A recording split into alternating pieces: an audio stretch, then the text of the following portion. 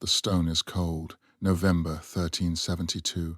In the Highlands of Scotland, a castle rises from earth the colour of dried blood. Glamis Castle. Towers climb against storm clouds. Walls thick enough to hold secrets. Inside, somewhere in the vaulted corridors, a woman screams. Lady Janet Douglas burns at the stake in Edinburgh, accused of witchcraft, plotting to poison a king.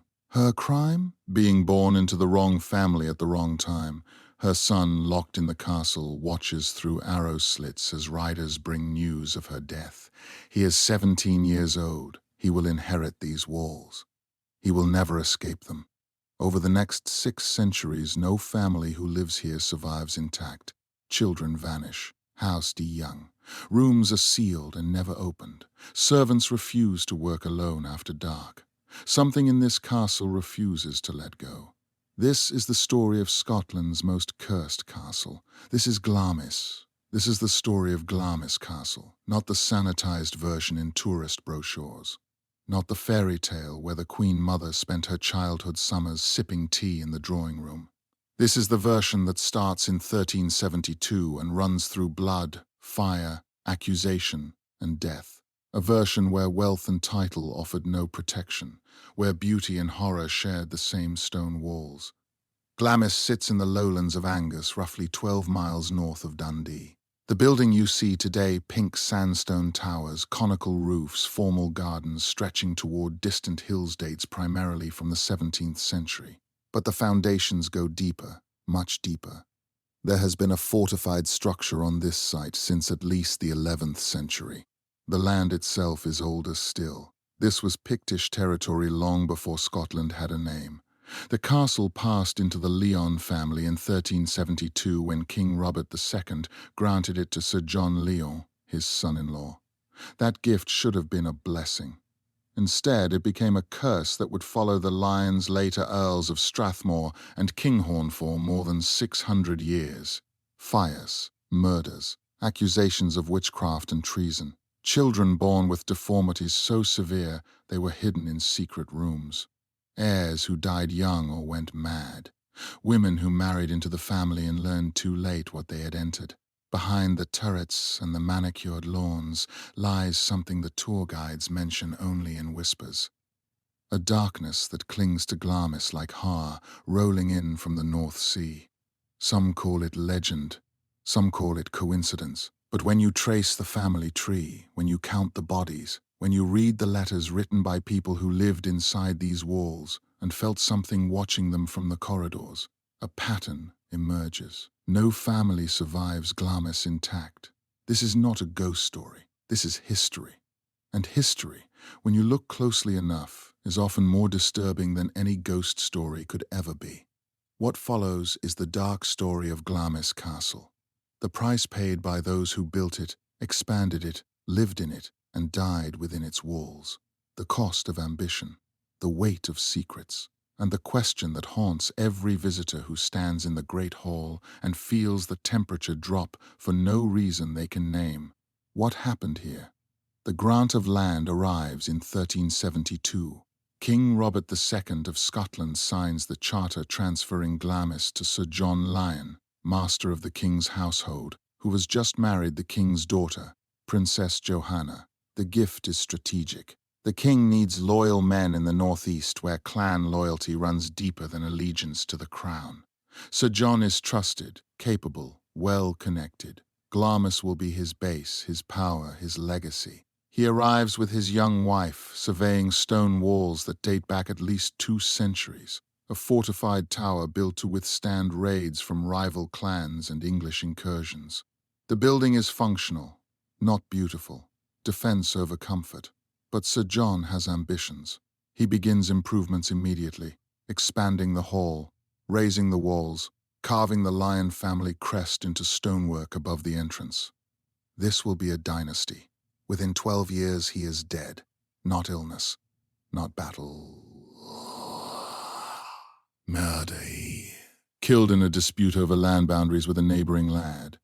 The details blur in conflicting accounts, but the outcome is certain. Sir John Lyon, the man who should have founded a great house, dies before his work is finished. His widow, Princess Johanna, is left with a half-built castle, a young son, and a title that now feels less like honor and more like burden. The walls of Glamis, barely warm with habitation, already hold their first tragedy. The violence comes suddenly, as it often does in medieval Scotland. Sir James Lindsay of Crawford challenges Lyon's claim to lands at Glenesk. Words escalate, tempers ignite.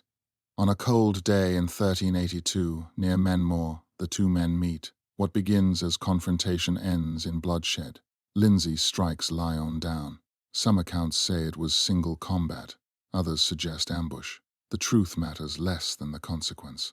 A royal son-in-law lies dead over a boundary dispute, and Lindsay flees into the protection of his own clan network before royal justice can reach him. Princess Johanna faces a choice that defines her. She could return to court, remarry into another powerful family, leave Glamis to stewards and distant management. Many women in her position would. Instead, she stays. She raises her son John in the drafty corridors of the unfinished castle. She oversees the estate with iron will, defending her holdings against neighboring lords who sense weakness in a widow's governance. She completes the improvements her husband began, ensuring the Lyon name remains carved into the fabric of Glamis. Her determination transforms what could have been a brief footnote, a failed royal gift, a dynasty stillborn, into something more permanent. But permanence comes at a price. The castle that Sir John envisioned as a symbol of royal favor becomes something else under Johanna's guardianship, a fortress of necessity, a monument to survival rather than celebration. The servants who work the kitchens and tend the fires whisper about the princess who walks the battlements at dawn, checking defenses herself. They note how she trains her son not in courtly graces, but in the hard practicalities of border lordship. How to read men's intentions, how to hold land when others covet it, how to turn vulnerability into strength through sheer refusal to yield. Young John Lyon grows up in this atmosphere of defended privilege. His childhood lessons include estate management, martial training, legal strategy, everything needed to hold what his father died securing. When he comes of age and assumes control of Glamis in the early 1400s, he inherits not just property but a particular understanding of nobility. Power is not given, it is seized and held. Honor is not abstract, it is written in stone and defended with steel. The castle itself reflects this education. The improvements continue, but always with an eye toward fortification. Thicker walls, narrow windows, controlled access points. Glamis, under the second generation of Lyons, becomes what its first master never lived to see, a proper stronghold, formidable and isolated, watching the surrounding countryside with perpetual wariness. The curse, if we can call it that, is already taking shape. Not supernatural, but structural. Glamis will make the Lyons powerful, but it will also make them prisoners of that power, bound to defend what they cannot abandon, shaped by stones they can never escape. Lady Janet Douglas stands accused. The year is 1537. She is the widow of the 6th Lord Glamis, and King James V wants her dead, not because of anything she has done, because of who she is. The Douglases are powerful, too powerful. They have defied the king, sheltered his enemies, and refused to bend. Janet becomes the target. Witchcraft, treason, plotting to poison the king. The charges are absurd, transparently political, but in 16th century Scotland, accusation is often enough. She is arrested. Her household at Glamis is seized. Her young son, the 7th Lord Glamis, is taken into custody. The trial is a formality. Torture extracts confessions from servants. Witnesses are coached or threatened. On July 17, 1540, Lady Janet Douglas is burned at the stake on Castle Hill in Edinburgh. Thousands watch. The smoke rises against the summer sky. Her son, still a minor, is imprisoned. Glamis Castle is forfeited to the crown. The king moves in, occupying the rooms where Janet raised her children, sleeping in chambers where her possessions still hang on hooks. For 3 years, Glamis belongs to James V. Then he dies suddenly, possibly of dysentery, possibly of despair, after military defeat. Contemporaries whisper that it is Janet's curse. Her son is released, his title restored. He returns to Glamis at age 17, inheriting walls that now carry his mother's screams. Staff report seeing a woman in grey moving through the chapel at dawn.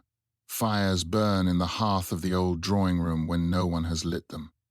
The seventh Lord lives quietly, marries, fathers children, and dies young. The pattern is set. The machinery of her destruction begins months before the arrest. King James V, still young himself, has returned from English captivity carrying grudges against the noble families who failed to ransom him quickly enough. The Douglases top his list. They had grown too comfortable during his minority, accumulating lands and influence while serving as regents. James wants examples made. When Lord Glamis dies in 1528, leaving Janet widowed with young children, she becomes vulnerable. A woman's legal protections depend entirely on male relatives, and Janet's Douglas connections her strength in peacetime become her liability under a vindictive king. The accusations, when they come, follow a script refined through generations of political persecution. Witchcraft provides the supernatural element that terrifies common people. Treason satisfies legal requirements for seizing property. Poisoning adds visceral horror, the image of a noblewoman tampering with the king's food, dripping venom into wine. None of it requires proof. Medieval and Renaissance jurisprudence operates on confession and witness testimony, both easily manufactured through pain and fear. Janet's servants break first. We know their names from trial records: Thomas Watt, Margaret Kerr, John Lyon. Under torture, the thumbscrews, the boot, the rack, they say what interrogators want to hear. Yes, Lady Janet practiced dark arts. Yes, she spoke treason. Yes, she conspired with enemies of the crown. Their testimony, extracted in agony, becomes legal fact. Janet herself refuses to confess even under torture, a detail recorded with surprise by court officials. Her dignity makes no difference. The execution draws crowds because spectacle is political education. When nobles burn, common people learn the limits of power and privilege. Lady Janet's death on Castle Hill serves multiple purposes. It eliminates a Douglas. It transfers valuable property to the crown. It demonstrates that even noble women can be destroyed if they threaten royal authority. The crowd watches in silence, some sympathetic, others simply grateful it isn't them. The smoke that rises carries more than Janet's body. It carries a warning. James V's occupation of Glamis reveals the intimate cruelty of forfeiture. He doesn't merely claim the property, he inhabits it, erasing the Lyon presence while appropriating their accumulated wealth. The king eats from Janet's dishes, sleeps in her bed, walks halls where her children played. For the servants who remain, maintaining employment means serving the man who murdered their mistress. They scrub floors, tend fires, and say nothing. What choice do they have? Loyalty is expensive when survival is at stake. When James dies in 1542, the political calculus shifts immediately. His infant daughter Mary becomes queen, regency factions scramble for position, and persecuted families seek rehabilitation.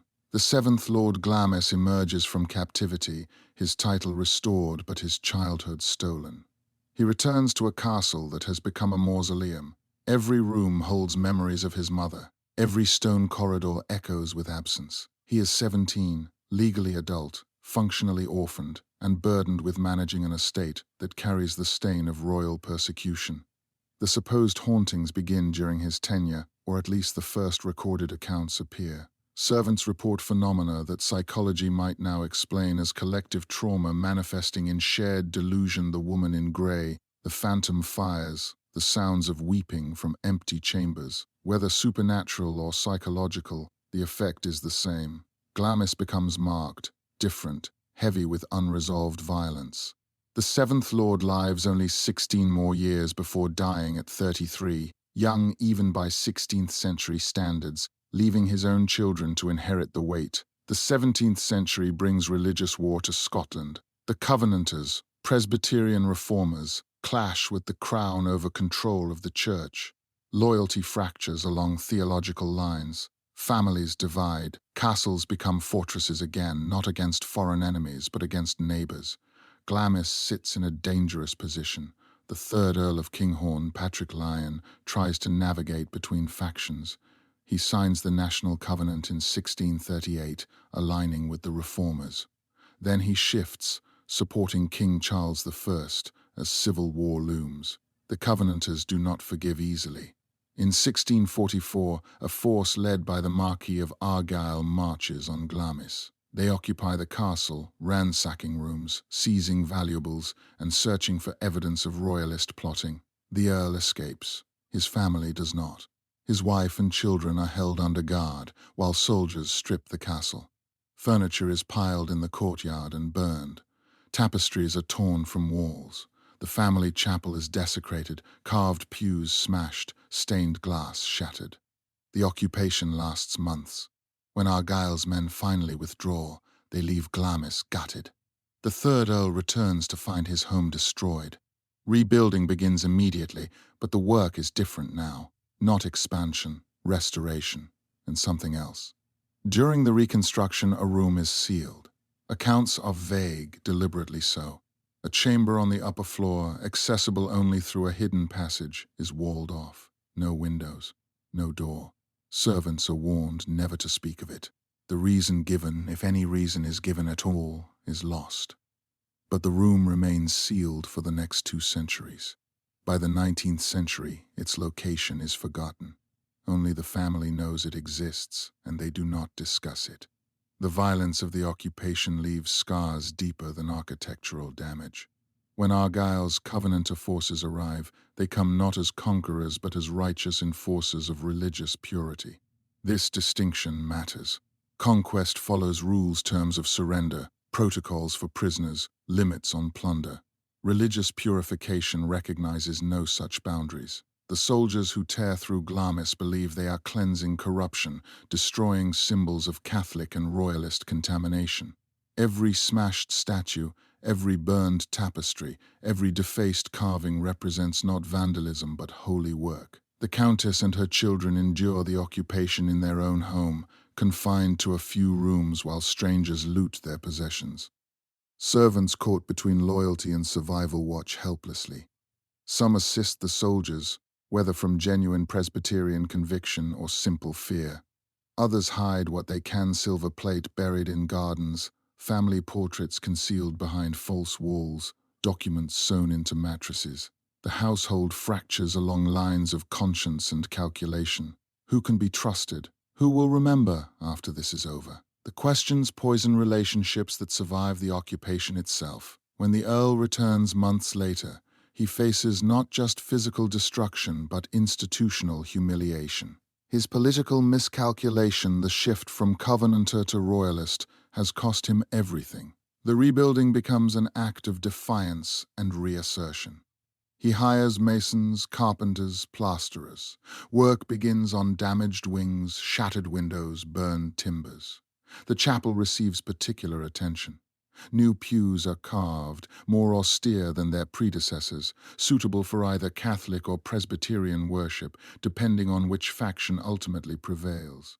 This architectural ambiguity is strategic. Glamis must be ready to adapt. But during this reconstruction, something else happens. The decision to seal the room occurs not in the immediate aftermath, but during the rebuilding, suggesting calculation rather than panic. Architectural historians who later study Glamis note the deliberate nature of the concealment. The room isn't simply abandoned or locked. It is erased from the building's apparent layout. The entrance is bricked over, plastered, painted to match surrounding walls. The corridor that once led to it is truncated, ending in what appears to be original wall. This requires skilled workmasons who understand weight distribution and structural integrity, plasterers who can make new work indistinguishable from old. The question, unanswerable from surviving records, is why. Several theories persist, none conclusive. Perhaps the room holds evidence of the Earl's royalist activities, documents, correspondence, weapons that could justify future persecution. Perhaps it conceals something from the Covenanter occupation itself, a prisoner who died in custody, evidence of atrocities that could be used for propaganda. Perhaps it protects something valuable that cannot be safely moved or sold without attracting attention. Or perhaps, as darker speculation suggests, it hides something else entirely, something connected to the family's earlier history that the chaos of occupation brought to light. The servants warned into silence face an impossible situation. Speaking brings punishment, possibly death if the secret is dangerous enough, but silence breeds its own anxieties. Knowledge becomes burden. They know the room exists. They may know what it contains. They cannot unknow these facts or entirely suppress the instinct to share them. So information leaks in fragments, whispered warnings, cryptic references, deathbed confessions that explain nothing while confirming something happened. By 1650, when some stability returns to Scotland, Glamis is physically restored but psychologically transformed. The building now contains not just rooms but secrets, not just history but mysteries. The Earl's children grow up in a castle that has taught them harsh lessons about power, loyalty, and survival. They learn to keep silent about certain things. They learn that some questions should not be asked.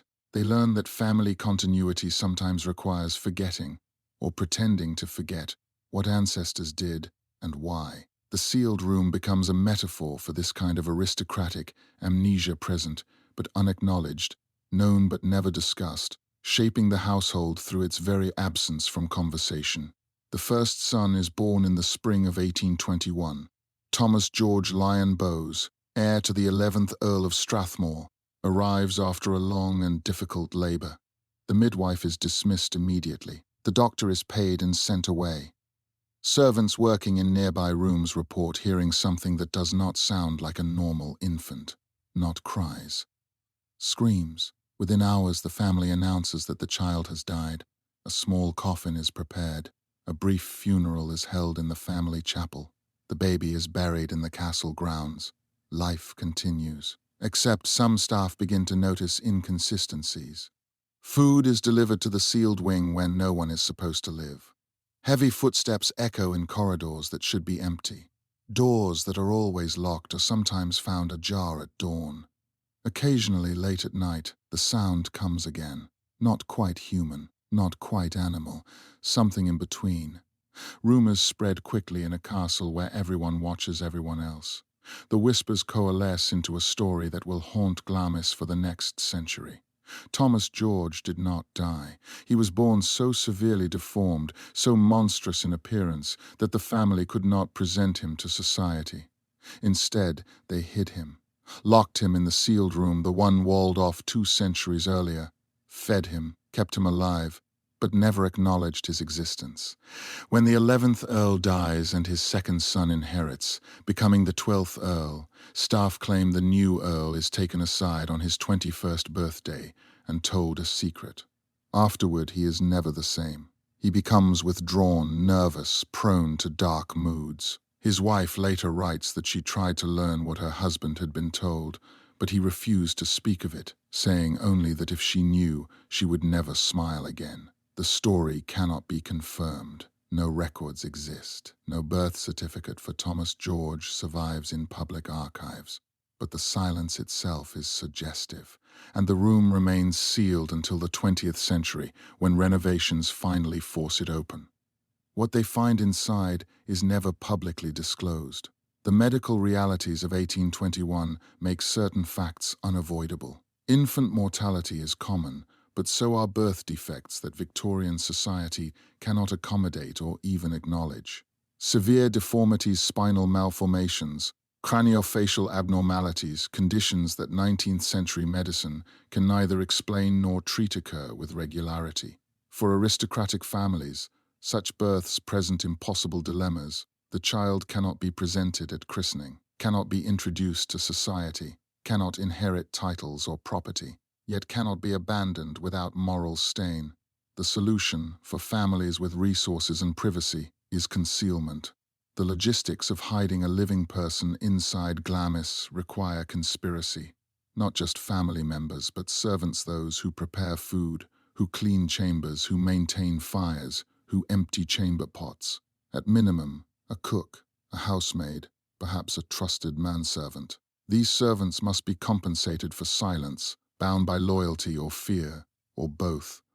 They must accept that what they know can never be spoken outside the castle walls. that employment depends on absolute discretion.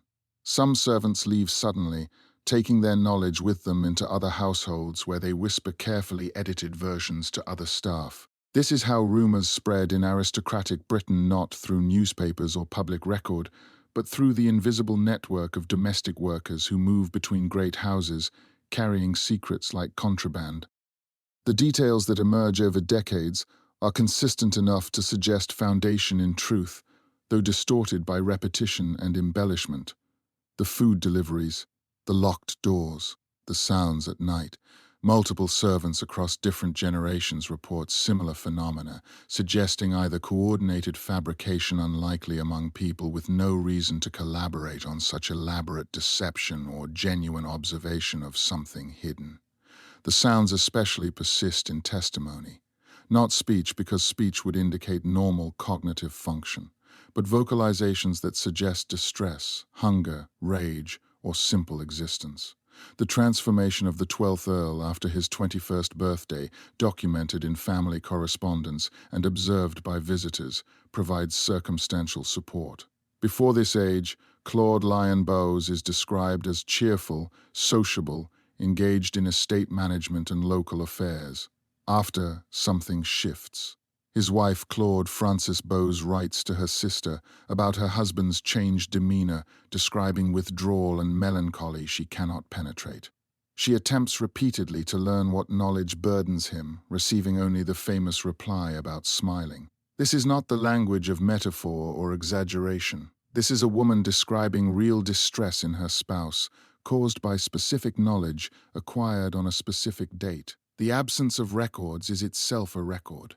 Birth certificates become mandatory in Scotland in 1855, but aristocratic families maintained private registries long before this. The Lyon Bowes family archives, meticulously preserved in other respects, contain no mention of Thomas George after the announced death. No doctor's report, no death certificate, no description of burial location beyond family grounds. For a family that documents everything, estate transactions, tenant agreements, household expenditures, this silence is aberrant. What sustained concealment requires, beyond logistics, is shared belief in necessity. The family must convince itself that hiding a deformed child serves some greater good, protecting the family name, sparing the child from public mockery, preserving the inheritance for capable heirs. This rationalization, repeated across decades, becomes institutional truth. Those who know accept that this is how things must be. Those who don't know accept that some things are not their concern. When 20th century renovations finally breach the sealed room, the workers are reportedly sworn to silence. What this means practically is that they sign non-disclosure agreements, receive bonuses, and understand that future employment depends on discretion. The family may have removed anything incriminating decades earlier, leaving only empty space. Or they may have discovered evidence that was quietly destroyed. Or the room may have been empty all along, and the monster existed only in collective imagination, a symbol for other secrets the family needed to keep. The truth becomes finally irrelevant. Whether Thomas George lived or died in 1821, Glamis now contains his story. The castle is haunted not by ghosts but by the possibility of cruelty, the knowledge that powerful families can make inconvenient people disappear, and that walls thick enough to repel armies are also thick enough to muffle screams. The Grey Lady walks at dawn. Staff see her in the chapel, kneeling before the altar, hands clasped, head bowed. She wears grey silk, old-fashioned, the cut suggesting the late 15th or early 16th century. No one speaks to her. If approached, she fades, not suddenly, gradually, like fog lifting. The sightings are so consistent, spanning so many generations of servants and family members, that by the Victorian era, she has a name. Lady Janet Douglas, the woman burned as a witch in 1540. But some accounts place her earlier, in 1486, when another Janet, wife of the first Lord Glamis, died under unclear circumstances. The chapel at Glamis is the oldest part of the structure still in use, dating to at least the 14th century. Stone walls a metre thick, narrow lancet windows admitting pale northern light. The altar is simple, Presbyterian austerity replacing Catholic ornament after the Reformation. The pews are Victorian replacements, but the floor is original flagstone, worn smooth by centuries of footsteps. The room is always cold, even in summer. Thermometers placed overnight register drops of 10 degrees or more near the altar, with no drafts or open windows to explain the change. In 1869, a guest staying at Glamis wakes before dawn and decides to walk the castle. She finds the chapel door open, which is unusual, and steps inside. A woman in grey kneels at the altar. The guest assumes it is a family member or staff, offers a quiet good morning, and receives no reply. She steps closer. The woman turns. Her face is wrong, not deformed, empty, no features. Just shadow beneath the hood. The guest runs.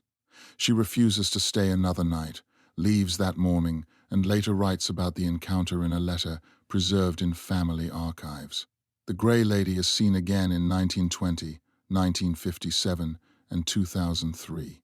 Each time the same location, the same posture, the same silence. The multiplicity of Janets complicates identification. The First Lady Glamis, wife to the First Lord in the late 15th century, leaves almost no historical trace beyond her name in genealogical records. Her death is noted without detail: 1486, cause unspecified, burial location unknown. In aristocratic records of this period, such absence often signals something ordinary rendered invisible by patriarchal record-keeping.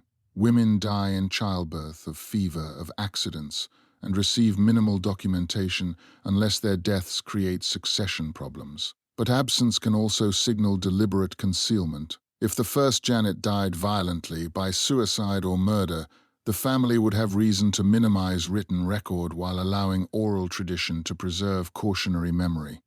Lady Janet Douglas, by contrast, is extensively documented. Her trial records survive. Witness testimonies exist. The date and method of execution are indisputable facts. Her transformation into the Grey Lady follows psychological logic. A woman wrongly accused, tortured through proxy by watching servants suffer for her, burned alive while maintaining innocence. Such a figure embodies unresolved injustice. If ghosts exist as cultural manifestations of collective guilt, Janet Douglas is ideal material. Her appearances in the chapel specifically connect to the one space in Glamis that represents both sanctuary and judgment, the place where salvation and damnation are ritually negotiated. The 1869 encounter introduces an element absent from earlier sightings: the faceless aspect. Prior accounts describe a woman whose features are indistinct, obscured by hood or dim light, but still recognizably human. The guest's description shifts the phenomenon into something more disturbing. The absence of features suggests not a spirit trapped by circumstance, but something else entirely: a psychic imprint, perhaps, or a projection of collective anxiety. The guest is not from Glamis, carries no generational knowledge of the Grey Lady legend, yet experiences the same vision, in the same location, as dozens of others across centuries. This consistency argues against individual hallucination or suggestion.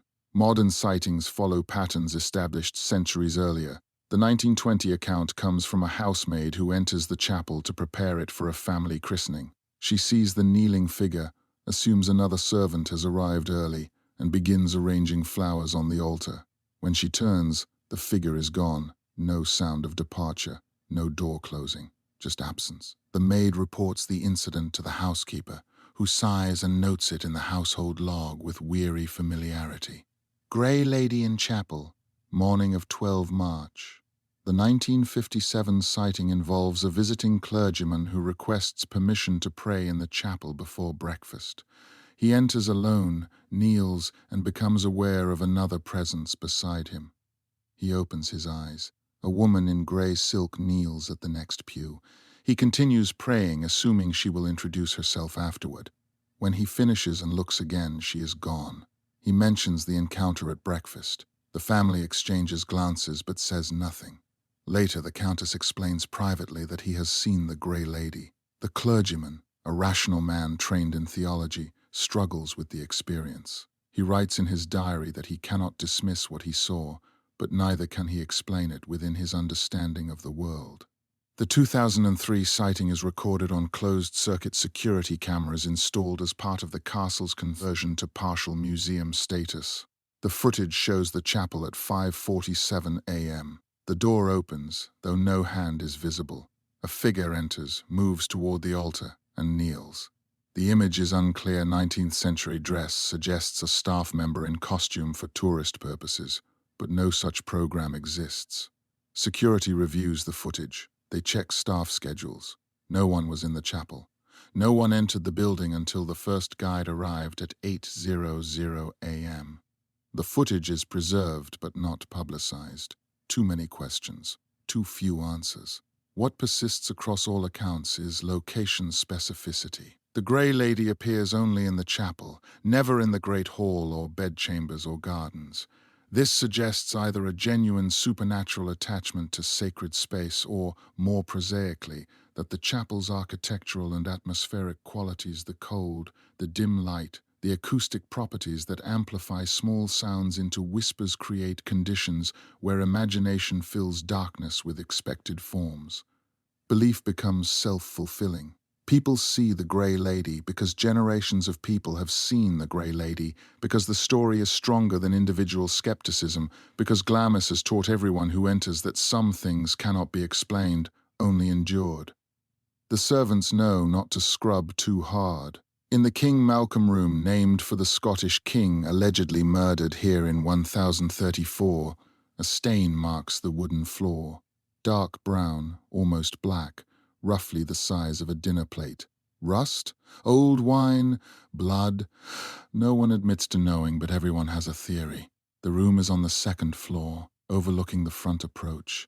It has been a bedroom for centuries, assigned to important guests, though some refuse it after one night, complaining of bad dreams or the sense of being watched.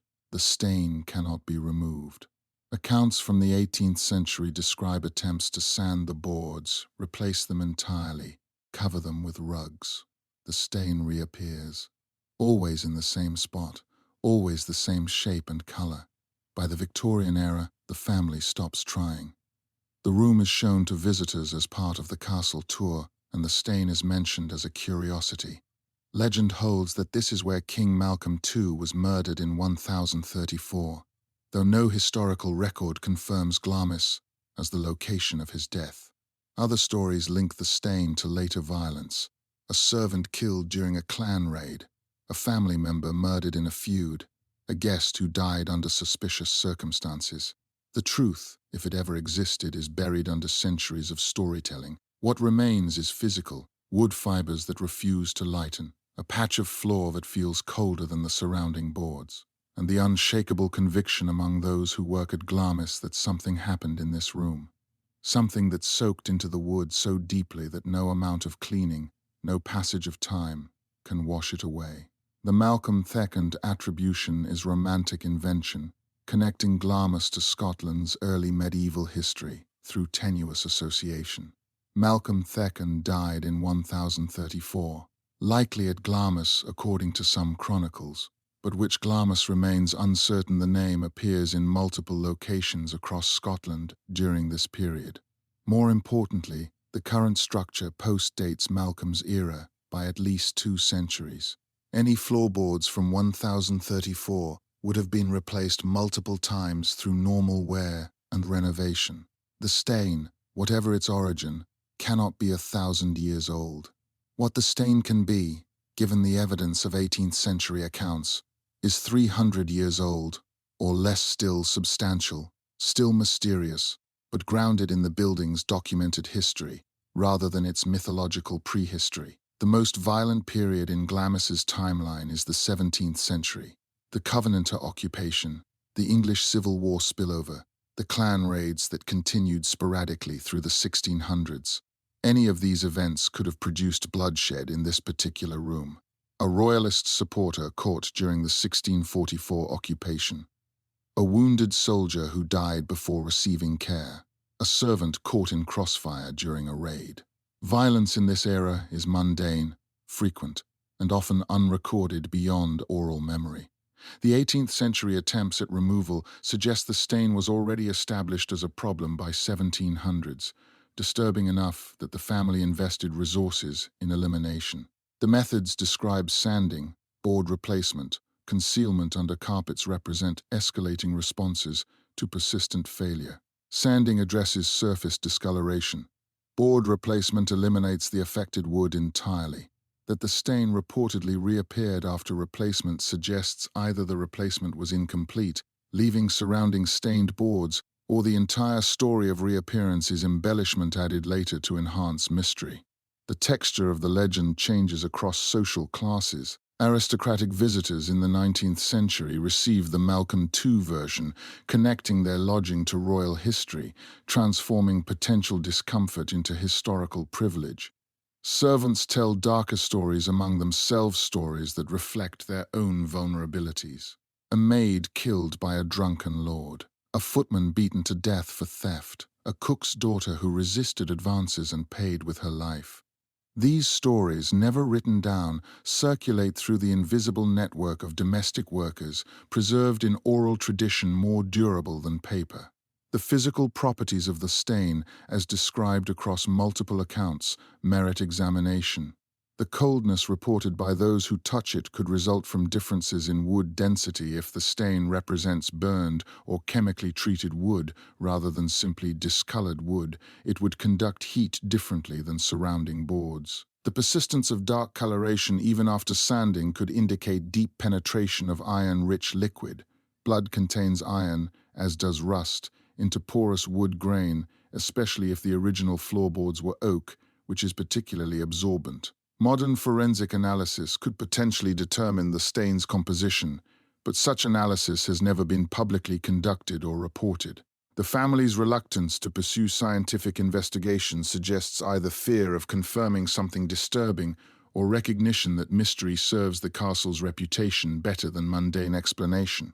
Tourism thrives on the unresolved. A stain definitively identified as rust or wine lacks narrative power. A stain that might be blood, that refuses scientific scrutiny, that accumulates legends like sediment. That stain becomes an asset. Guests who refuse the room after one night report consistent experiences. Unusually vivid dreams, often involving violence. A sense of oppressive atmosphere that makes sleep difficult. Some describe waking in the night with inexplicable anxiety, a feeling of being observed by hostile presence. These accounts could reflect suggestion guests told they're sleeping in a supposedly haunted room naturally experience heightened sensitivity to normal nighttime phenomena. Or they could reflect something more interesting, the psychological weight of sleeping in a space where human consciousness has repeatedly focused on trauma and death. Rooms accumulate emotional residue not supernaturally, but through the accumulated knowledge that something terrible happened here, transforming ordinary darkness into threatening void.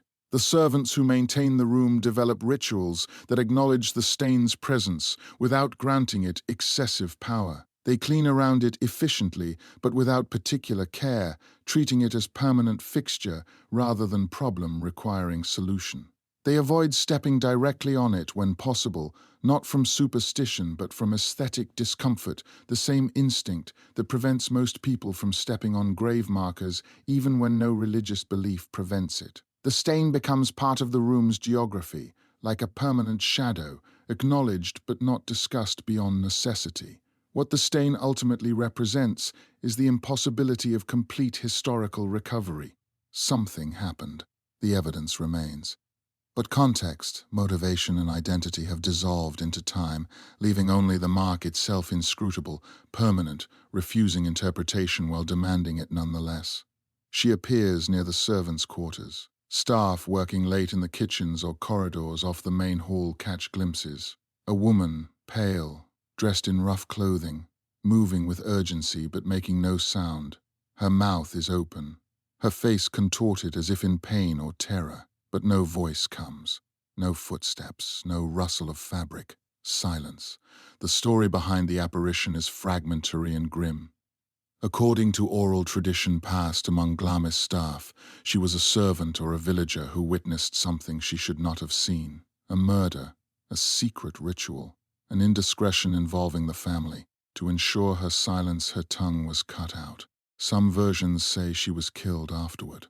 Others claim she was allowed to live, condemned to wander the castle in mute witness to the crime she could never report. The cruelty is consistent with the era. In the 17th and 18th centuries, disfigurement was a common punishment for crimes or perceived disloyalty. Cutting out a tongue was both practical and symbolic, removing the ability to speak while leaving the victim alive as a warning to others. Whether this specific woman existed cannot be verified. Parish records from the period are incomplete, and servants, especially women, were rarely documented unless they appeared in court records or wills. But the sightings persist. In 1895, a housemaid quits abruptly after encountering the tongueless woman in a back corridor near midnight. In 1923, a guest reports waking to find a woman standing at the foot of his bed, mouth open, face frozen in a silent scream. He lights a lamp. She vanishes. He leaves the next morning. In 1972, during renovations, workers in the basement uncover a small, unmarked grave. A single skeleton, female, young. The jaw shows signs of trauma, the kind consistent with violent removal of the tongue. The bones are reinterred quietly. The sightings continue. The geography of her appearances matters. She manifests in liminal spaces, corridors connecting formal rooms to service areas, back staircases used only by staff, the boundary zones where aristocratic life depends on invisible labor. These are spaces where servants move quickly and quietly, where their presence is required, but their visibility is minimized. That the tongueless woman appears here rather than in grand bedchambers or the great hall suggests the legend originates from and speaks to the servant class specifically. This is their ghost, their cautionary tale, their reminder of the particular vulnerabilities that accompany proximity to power without protection of status. The oral tradition preserving her story operates through generations of kitchen maids, laundresses, and housekeepers who train newcomers in both practical duties and unspoken rules. Don't ask questions about what you see. Don't repeat conversations you overhear. Remember what happened to the woman who spoke. The tongueless woman becomes a parable about discretion, a supernatural enforcement of the code of silence that governs servant life in great houses. Whether she existed as an individual person matters less than her function as collective memory. She represents every servant who knew dangerous information, everyone who faced the choice between voice and survival. The historical plausibility of tongue removal as punishment complicates dismissal of the legend as pure invention. Court records from 17th and 18th century Scotland document numerous cases of mutilation for crimes ranging from theft to slander. Tongue removal appears less frequently than hand amputation or branding, but precedents exist. The practice serves multiple purposes: punishment, deterrence, and practical silencing of those who possess inconvenient knowledge. For aristocratic families conducting affairs, concealing illegitimate births, or covering up violence, a servant who could be neither trusted nor safely killed might be mutilated and kept as a perpetual warning. The 1895 housemaid's abrupt departure follows a pattern visible in Glamis employment records. Staff turnover accelerates in certain rooms and corridors, with positions near the servants' quarters proving particularly difficult to fill. The housekeeper's logbook for 1895 notes the housemaid's resignation with terse notation. Margaret Ross, departure sudden, no notice given, cited personal reasons. No forwarding address, no request for reference. This is the signature of someone fleeing rather than simply changing employment. Margaret's testimony, preserved in a letter to her sister, describes not just seeing the apparition but feeling overwhelming terror and sadness, as if all the grief in the world was pouring out of her mouth, though she made no sound at all. The 1923 bedside manifestation introduces a variation: the tongueless woman, leaving her usual territory to appear before a guest. This escalation suggests either embellishment in retelling or a genuine pattern where the phenomenon responds to proximity of particular individuals. The guest, a businessman from Edinburgh unconnected to the family, provides detailed written account to the Earl, explaining his departure and requesting his payment be donated to local charities, in hope of providing some good to balance whatever tragedy occurred in your home. The Earl's reply: preserved in correspondence files, is stiffly polite and utterly uninformative, thanking the guest for his consideration while mentioning nothing about the apparition itself. The 1972 discovery transforms legend into material fact, though whether the skeleton is that of the tongueless woman remains speculative. Renovation workers breaking through basement flagstones to install modern plumbing find the shallow grave. The skeleton is examined briefly by a local doctor rather than forensic specialist. His report notes the skeletal remains are female, approximately 18-25 years old at death, and show evidence of ante-mortem jaw trauma consistent with forcible injury. This phrasing clinical careful avoids explicit confirmation while inviting inference. The hyoid bone, which would show definitive evidence of tongue removal, is missing, lost to time, or poor preservation. The decision to reinter the bones quietly reflects institutional approach to inconvenient discoveries. No public announcement, no investigation into identity or cause of death. The skeleton is reburied in the castle grounds with minimal ceremony. Workers are asked to refrain from discussing the find with press or tourists. Some comply. Others don't, and the story spreads through the village and eventually to regional newspapers, which run brief sensationalized accounts that the family declines to address. What makes the tongueless woman particularly disturbing is the specificity of her silence. Other Glamis ghosts make sounds, footsteps, screams, whispers. She alone is completely mute, eternally frozen in the act of crying out without voice. This silence becomes her defining characteristic, the core of her horror. She embodies communication denied, testimony suppressed, truth that cannot be spoken. In a castle built on secrets, where every generation has information it refuses to disclose, she represents the cost of enforced silence, not just for those who are silenced, but for those who witness the silencing and must carry that knowledge forward into their own mute complicity. Every castle has locked rooms. Glamis has more than most. By the late 19th century, there are at least 3 chambers in the upper floors and attic that are sealed, with keys held only by the earl and, upon reaching adulthood, the heir. No staff are allowed inside. No family members except those who have been formally told the secret. What is inside? Theories multiply. The deformed heir, Thomas George, still alive and hidden away. Documents proving treason or collaboration with enemies of the crown. Evidence of a crime so severe that exposure would destroy the family.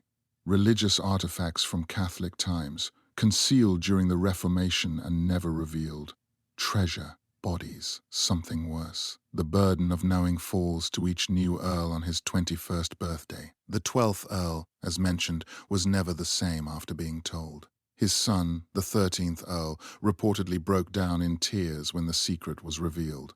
The pattern repeats with the 14th Earl, Claude Bowes Lyon, whose daughter, Elizabeth, would become Queen Elizabeth, the Queen Mother.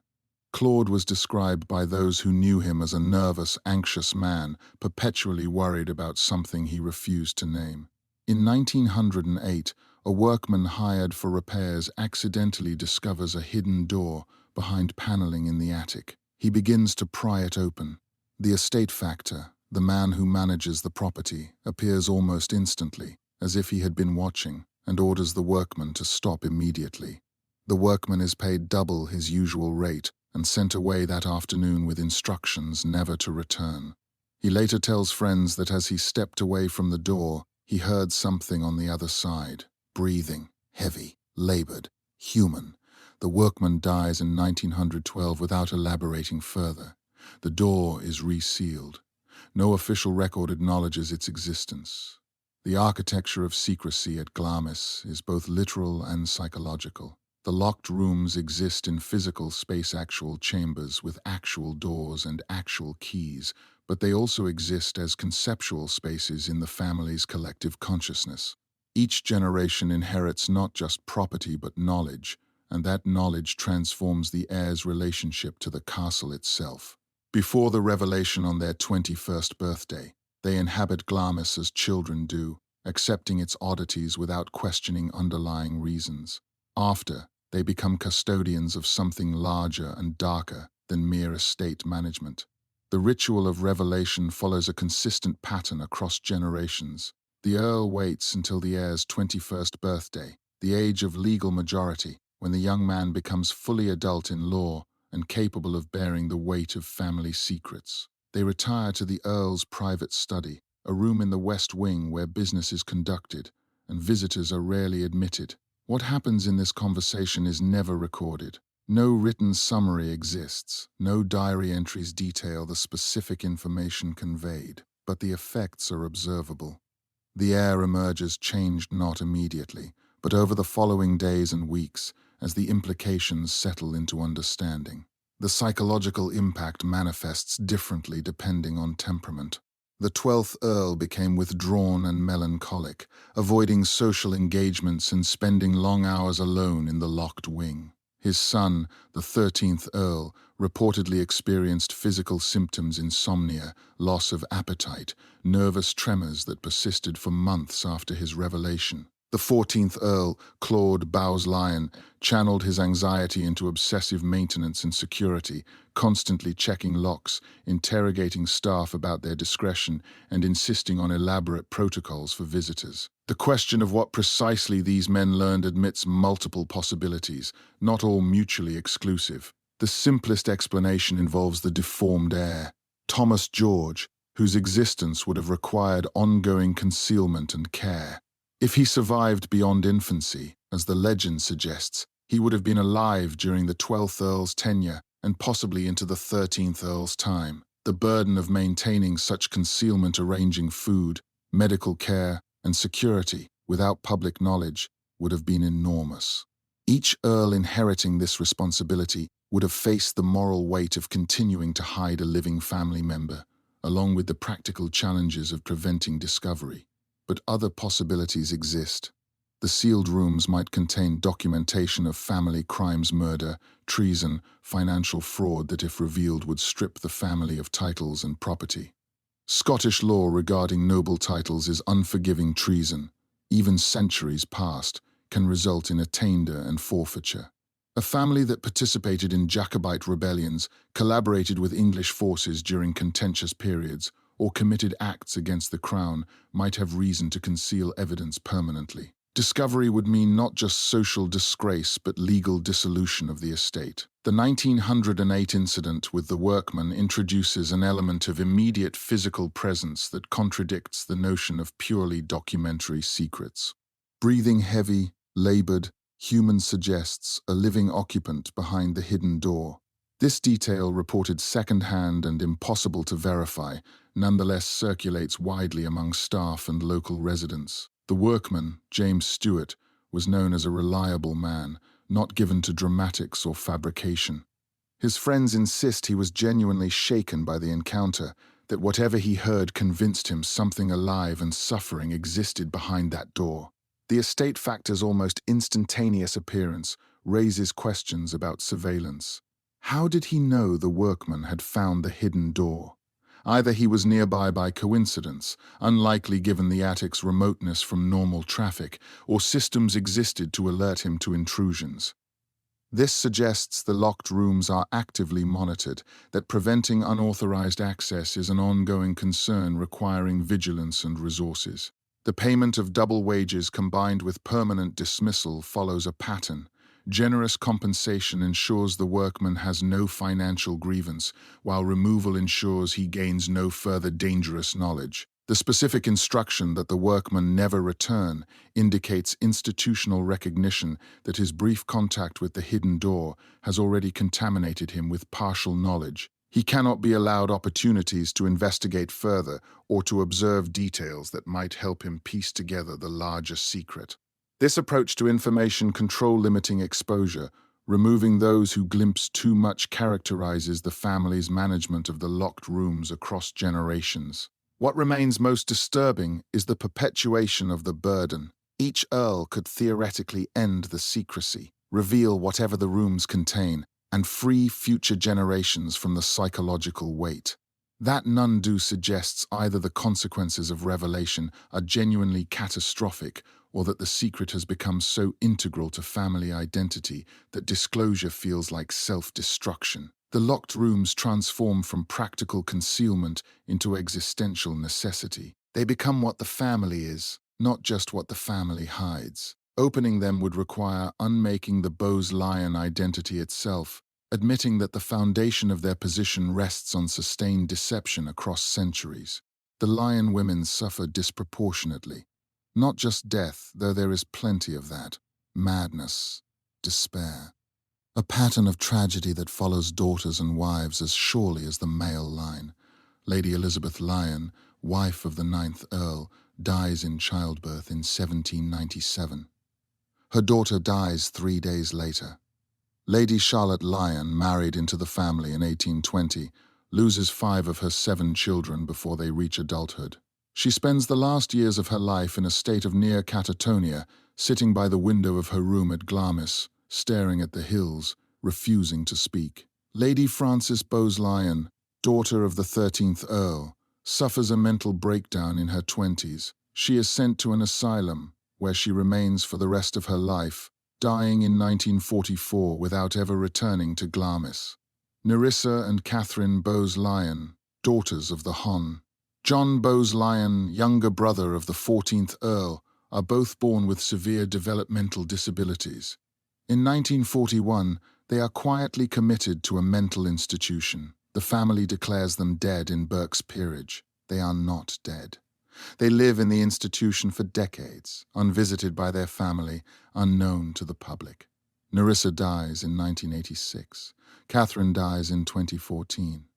Their existence is not revealed until 1987, when investigative journalists uncover the truth. The scandal is brief. The family issues no comment. The question lingers. Why? Why the pattern? Why do so many women connected to Glamis suffer disproportionately? Some point to inbreeding, common among Scottish noble families who married cousins to keep estates intact. Others cite the stress of living in a house heavy with expectation and secrecy. Still others, particularly local people who remember the old stories, say it is the curse.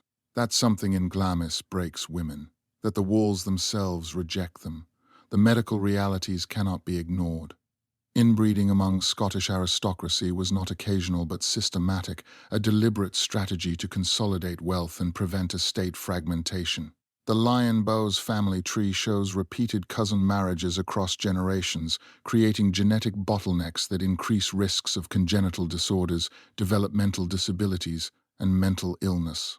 Hemophilia, porphyria, and various neurological conditions run in families that marry within narrow genetic pools. The pattern of affected daughters might reflect recessive genetic conditions that manifest differently in males and females, or simply the visibility bias male heirs with disabilities are hidden, like Thomas George, while female suffering is more readily acknowledged because women lack succession rights. But genetics alone cannot explain the psychological dimension. Lady Charlotte Lyon's catatonia following the deaths of 5 children reflects not inherited disorder, but environmental trauma. Victorian infant mortality was high across all classes, but aristocratic women faced particular pressures. They were expected to produce heirs while maintaining social grace, to endure repeated pregnancies and losses without complaint, to perform maternal devotion while actual childcare was delegated to nurses and governesses. The isolation of Glamis remote, physically imposing, pervaded by family secrets would have intensified postpartum depression and grief into something more severe. The case of Lady Frances Lyon demonstrates how mental illness intersects with class and gender. Born in 1889, she grows up in late Victorian Glamis, daughter of the 13th Earl, witness to the family's peculiarities and the father's anxiety following his 21st birthday revelation. In her 20s, she experiences what contemporary accounts describe as nervous collapse, a diagnosis encompassing everything from depression to schizophrenia to what we might now recognize as trauma response. Rather than receive treatment at home or in private care, she is committed to an asylum, effectively exiled from family and society. Asylums in the early 20th century served dual purposes: medical treatment and social concealment. For aristocratic families, a mentally ill daughter represents scandal and liability. Commitment removes the problem from public view, while allowing the family to maintain respectable appearances.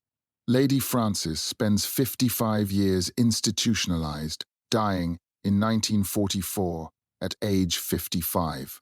Her medical records, if they survive, remain sealed. Whether she received meaningful treatment or merely warehousing is unknown. What is certain is that she never returns to Glamis, never regains freedom, and is functionally erased from family narrative. The Nerissa and Catherine Bowes-Lyon case exposes the darkest aspect of aristocratic concealment. Born in 1919 and 1926 respectively, both sisters have severe learning disabilities. In 1941, as World War II rages and national attention focuses elsewhere, they are committed to Royal Earlswood Hospital, an institution for people with developmental disabilities. The family's decision to declare them dead in Burke's Peerage, the authoritative register of British nobility, transforms administrative convenience into genealogical erasure. They cease to exist in official family history while remaining alive in institutional care. The practical motivations are obvious. Daughters with severe disabilities cannot marry advantageously, cannot contribute to family status, and require expensive lifelong care. Institutionalization solves these problems while maintaining public image. But the decision to falsely declare them dead goes beyond practical management into active denial of their humanity. It treats them not as unfortunate family members requiring care, but as problems requiring elimination from the narrative. The lack of family visits compounds the cruelty. Royal Earlswood Hospital records show Nerissa and Catherine receive no visits from family members across decades of institutionalization. No birthday cards, no Christmas gifts, no acknowledgement of their continued existence. They live as wards of the state, cared for by institutional staff, utterly severed from the family that placed them there. When Nerissa dies in 1986, she is buried in a pauper's grave with a plastic marker. No family members attend her funeral. Catherine remains institutionalized until her death in 2014 at age 87, having spent 73 years in the same institution.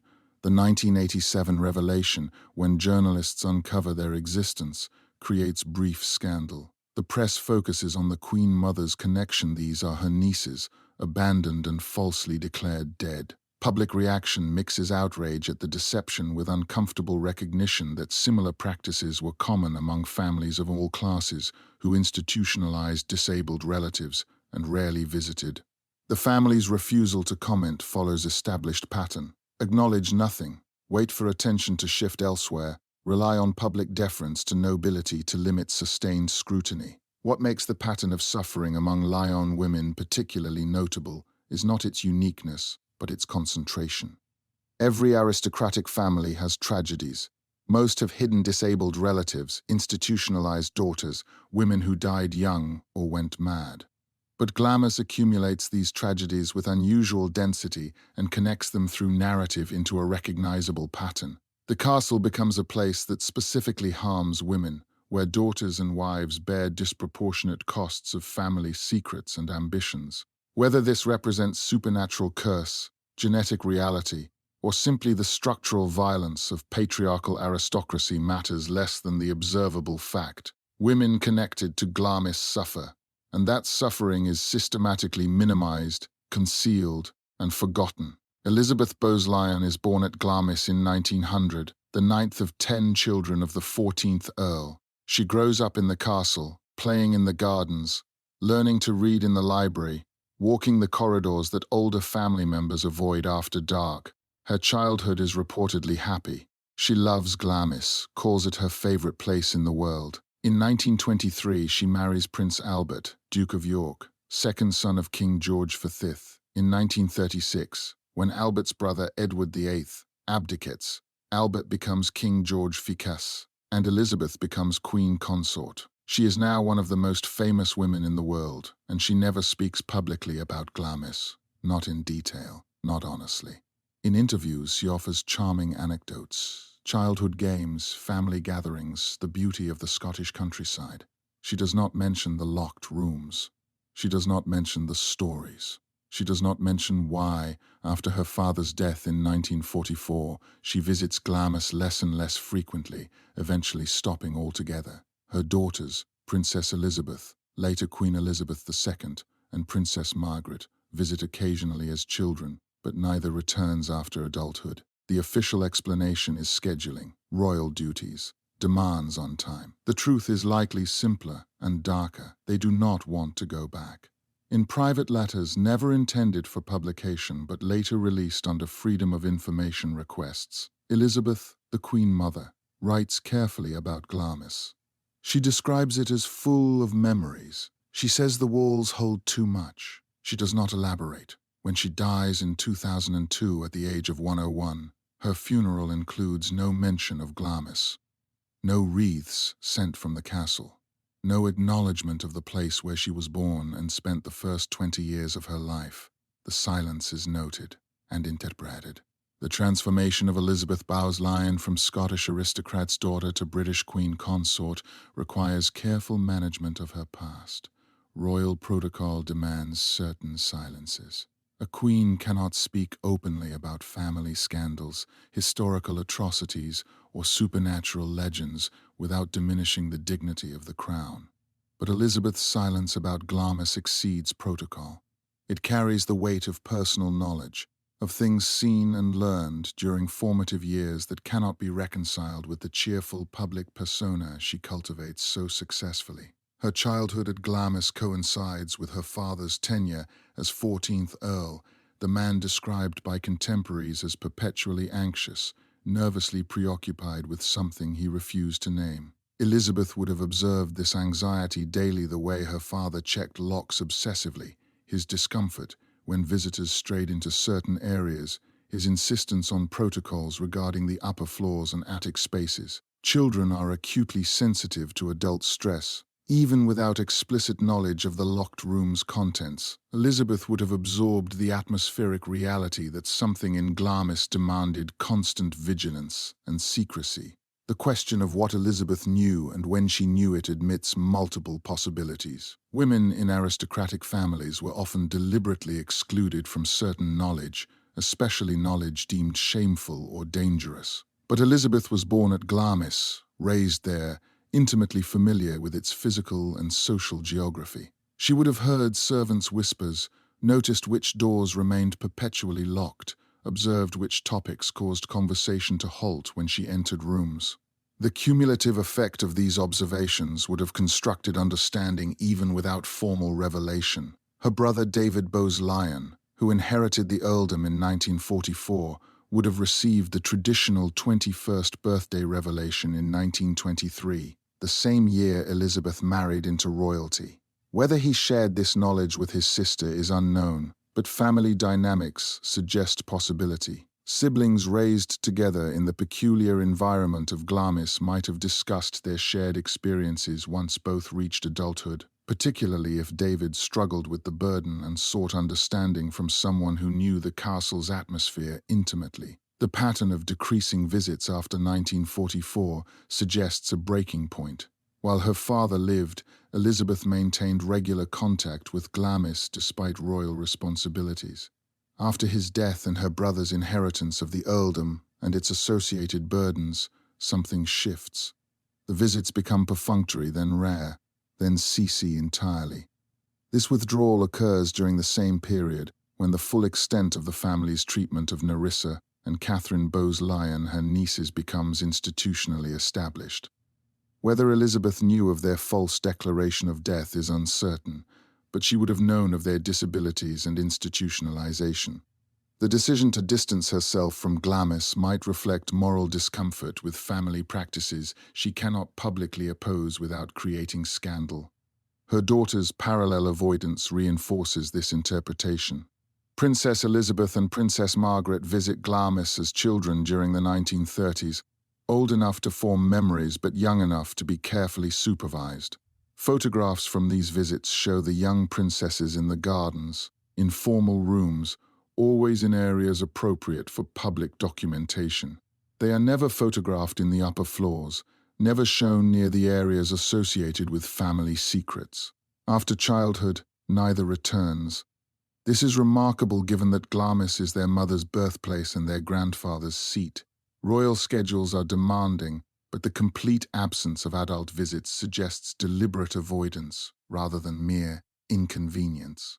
The private letters released decades after her death provide glimpses into Elizabeth's true feelings. The phrasing is careful, full of memories. Walls hold too much, offering acknowledgement without detail. This is the language of someone who knows but cannot or will not speak plainly, who recognizes that others understand the implication without requiring explicit statement. The letters are written to close friends and family members, people who share enough context to decode the careful phrasing.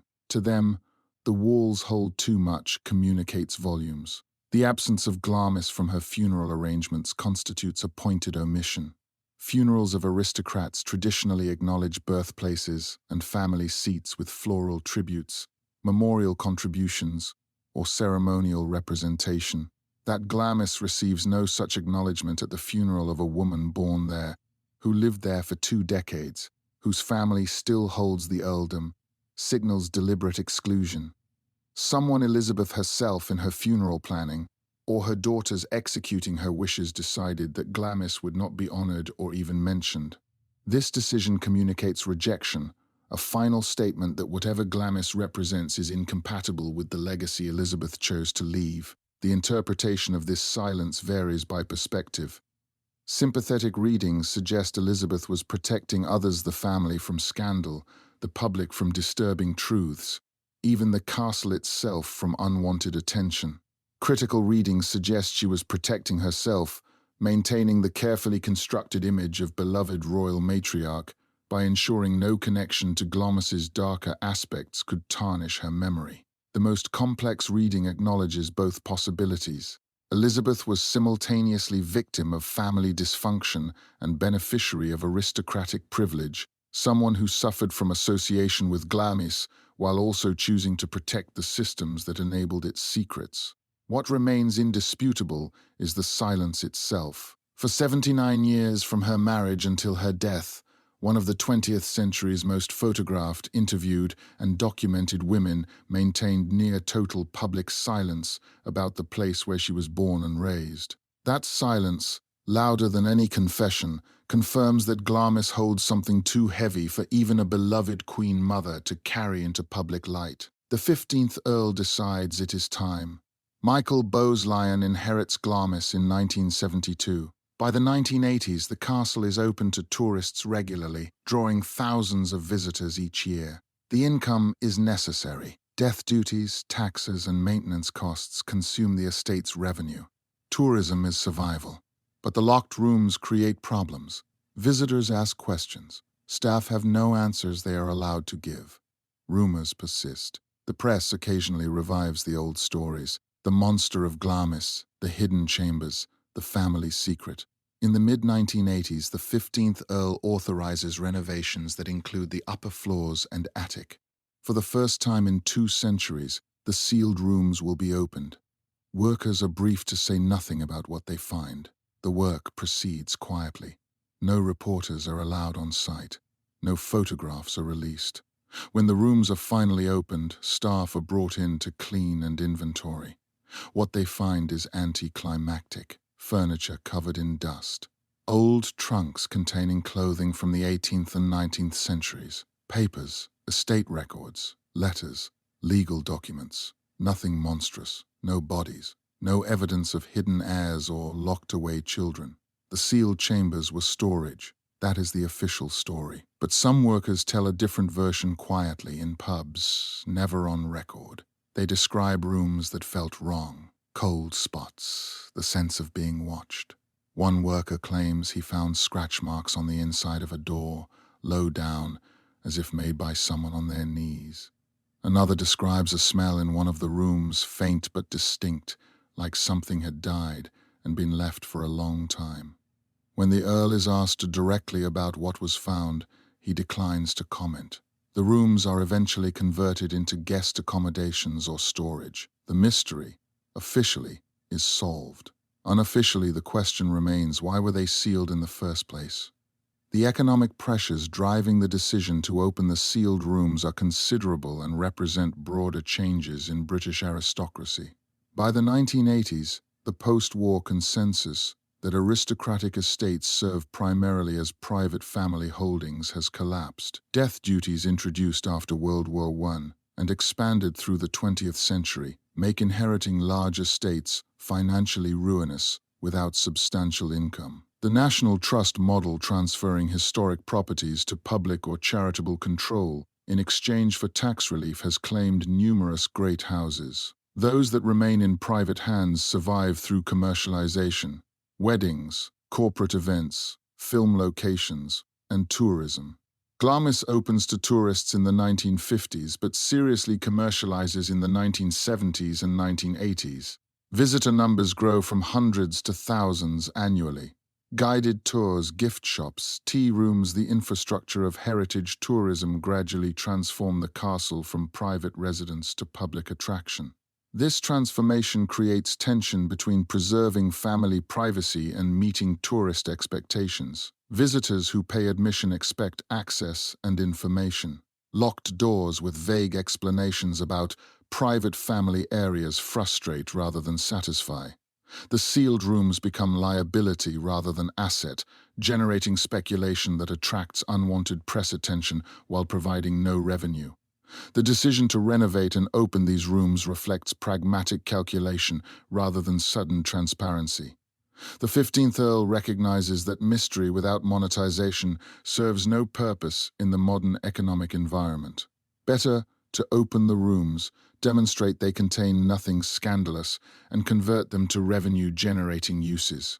The alternative, maintaining the seals, indefinitely invites continued speculation and provides ammunition for sensationalist media coverage that damages the castle's reputation. The briefing of workers, to say nothing about their findings, establishes ground rules that recognize the gap between official narrative and likely reality. Workers in historic restoration encounter unsettling discoveries, regularly human remains in walls, evidence of past violence, architectural features suggesting imprisonment or concealment. Professional discretion is expected, but the specific instruction at Glamis suggests anticipation of findings that require management.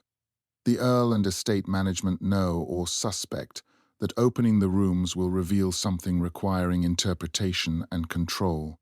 The official account furniture, trunks, papers, nothing remarkable fits the pattern of aristocratic storage practices. Wealthy families accumulate possessions across generations, eventually running out of space in primary living areas. Unused rooms become repositories for outdated furniture, clothing, documents deemed too important to discard, but too obsolete for regular access. Sealing such rooms protects contents from damage and theft while keeping them available for future reference. This explanation is plausible and even likely for most of the sealed spaces. But the unofficial accounts from workers introduce elements that resist comfortable explanation. Cold spots in specific locations suggest either structural issues, drafts, poor insulation, proximity to unheated spaces, or something less easily categorized. The sensation of being watched reflects psychological response to enclosed spaces laden with historical weight, or it reflects something genuine that multiple workers independently experience. The scratch marks on the door's interior, if they existed, would be significant. Scratch marks made by someone on their knees suggest imprisonment, desperation, sustained effort to escape. Such marks would be consistent with the monster of Glamis legend or with other scenarios involving confinement. The smell described by one worker, faint, like something dead and left for a long time, could indicate various things. Dead animals in walls or floors, common in old buildings where rodents or birds become trapped and die. Mold or bacterial decay in wood or plaster exposed after decades of sealed moisture. Or, more disturbingly, residue from human decomposition that has soaked into porous materials like wood and plaster and cannot be fully eliminated even by time. Modern forensic techniques can detect human decomposition residue decades or even centuries after the event, but no such analysis was publicly conducted or reported. The Earl's refusal to comment when directly questioned is telling. A simple, We found old furniture and papers would close speculation efficiently. Silence, by contrast, leaves interpretation open and suggests either that the truth is more complicated than the official story or that the Earl prefers speculation to confirmation.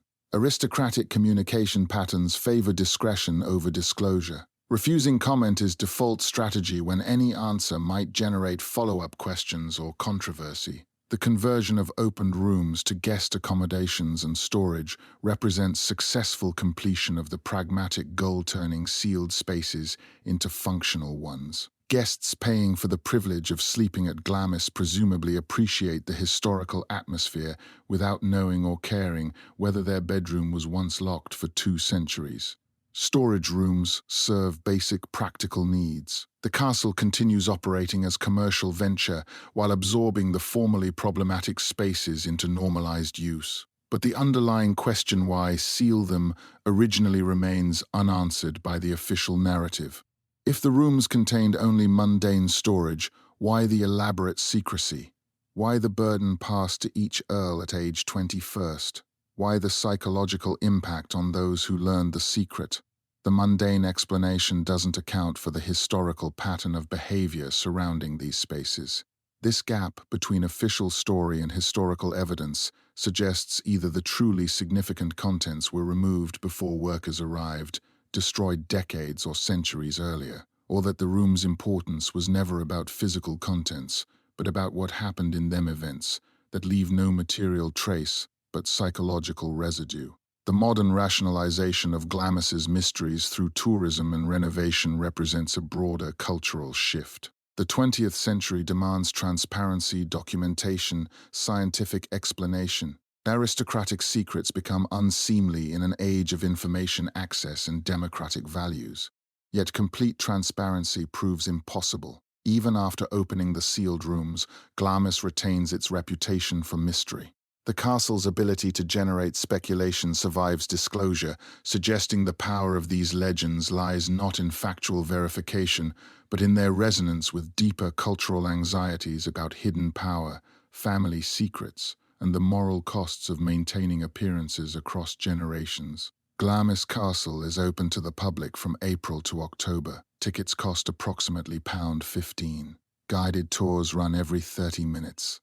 The route takes visitors through the Great Hall, with its barrel-vaulted ceiling and heraldic shields. The drawing room, restored to Victorian splendor. The chapel, still used for family services. The dining room, where the table is set as if for a formal dinner. Guides recite facts, dates of construction, names of architects, stories about royal visits. They mention the Grey Lady. They point out the blood-stained floor in King Malcolm's room.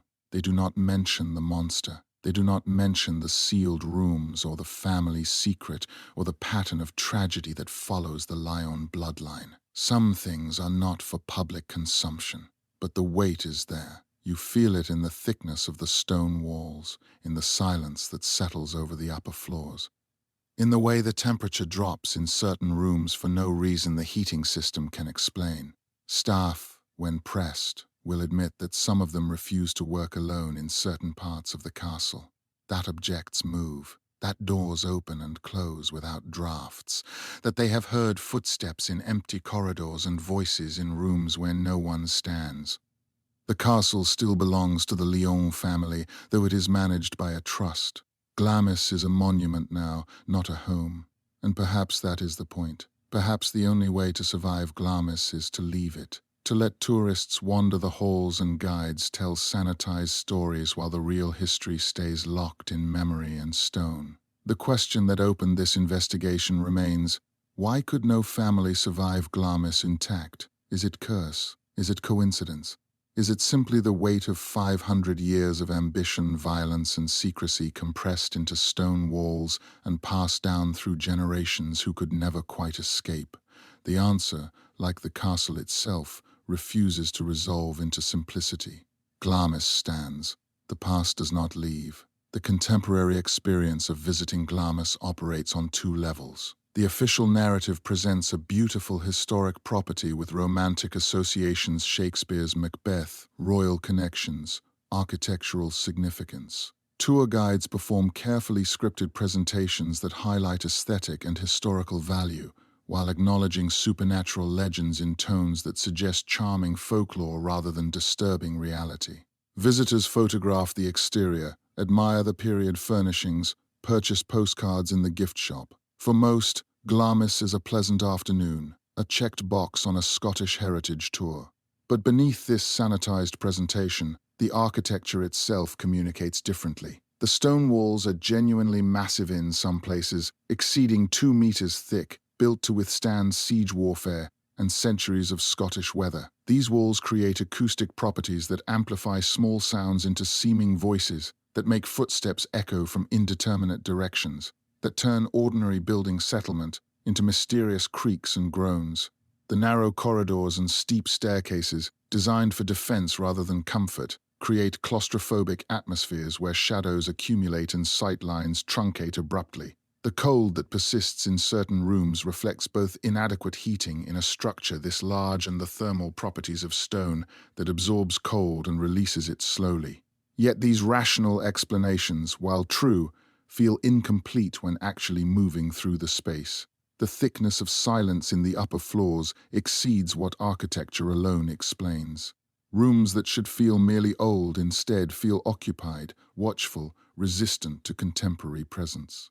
This sensation is subjective and unreliable, easily dismissed as imagination primed by knowledge of the castle's legends. But it persists across thousands of visitors and multiple generations of staff, suggesting either mass delusion or genuine atmospheric quality that resists simple material explanation. The contemporary staff experience reveals the gap between public presentation and private reality. Many employees work at Glamis for years, developing professional relationships with the building and its peculiarities. They learn which doors stick, which floorboards creak, which rooms stay inexplicably cold despite adequate heating. They develop routines that accommodate these quirks, checking certain doors are locked, avoiding specific corridors when working late, maintaining lights in areas that would normally be darkened to save electricity. These practices are not officially sanctioned, but emerge organically from collective experience. The admissions from staff who refuse to work alone in certain areas are significant. These are not superstitious people easily frightened by atmosphere. They are professionals, cleaners, maintenance workers, security personnel who deal pragmatically with old buildings and their normal oddities. Their reluctance to work alone in specific spaces reflects experiences that overcome professional rationality. Objects that move from where they were placed, doors that open despite being closed and latched, footsteps that echo from empty rooms, voices that seem to come from just beyond hearing, never quite distinct enough to identify but too structured to dismiss as random noise. The transfer of castle management to a trust structure reflects broader patterns in British heritage preservation. Direct family ownership becomes unsustainable when maintenance costs exceed available income and death duties threaten to force sales. Trust ownership preserves family connection while professionalizing management and ensuring long-term financial viability through tourism and events. The 19th Earl maintains titular ownership and occasional residence, but no longer bears the full burden his ancestors carried. This separation between ownership and habitation suggests a recognition that Glamis functions better as monument than home. The question of whether the family could survive Glamis intact admits analysis from multiple angles. Materially, they survived. The bloodline continues, the title persists, the property remains in family control. But psychologically and morally, the cost has been enormous. Each generation inherited not just property but trauma: the murdered founder, the burned witch, the hidden children, the institutionalized daughters, the sealed rooms and their burden of knowledge. These inheritances shaped family members, constrained their choices, and created patterns of secrecy and shame that perpetuated across centuries. The curse interpretation offers satisfying narrative simplicity. Glamis is cursed, therefore families suffer. But this explanation obscures the human choices that created and perpetuated suffering. Lady Janet Douglas was not killed by supernatural curse, but by political persecution. Thomas George, if he existed, was not hidden by magical compulsion, but by family shame and eugenic prejudice. Nerissa and Catherine were not institutionalized by curse, but by calculated decision to remove inconvenient family members from public view. The curse is real only insofar as trauma and secrecy create inherited patterns of behavior that replicate suffering across generations. The coincidence interpretation that Glamis's tragedies represent random historical misfortune concentrated by selective attention deserves consideration. Every old family has scandals, deaths, and secrets. Perhaps Glamis's reputation amplifies normal aristocratic dysfunction into apparent pattern. Yet the concentration of specific tragedies, the sealed rooms, the hidden children, the pattern of female suffering, the psychological burden passed to heirs suggests something beyond random distribution of misfortune. The most compelling explanation recognizes structural violence embedded in aristocratic systems that require maintaining appearances regardless of cost. Glamis represents this system in architectural form, beautiful exterior, concealing locked rooms, public grandeur built on private suffering, family continuity requiring systematic concealment of anything that threatens reputation. The castle does not cause tragedy through supernatural means, but through the social and psychological pressures it represents. To inherit Glamis is to inherit the obligation of maintaining these systems, of choosing between truth and survival, of becoming complicit in historical patterns one did not create but cannot escape. Glamis today stands as monument to this complexity. Tourists admire its beauty while guides omit its darkest truths. Staff work within its walls while acknowledging phenomena they cannot explain. The family maintains ownership while choosing not to live there. The past, as the opening states, does not leave.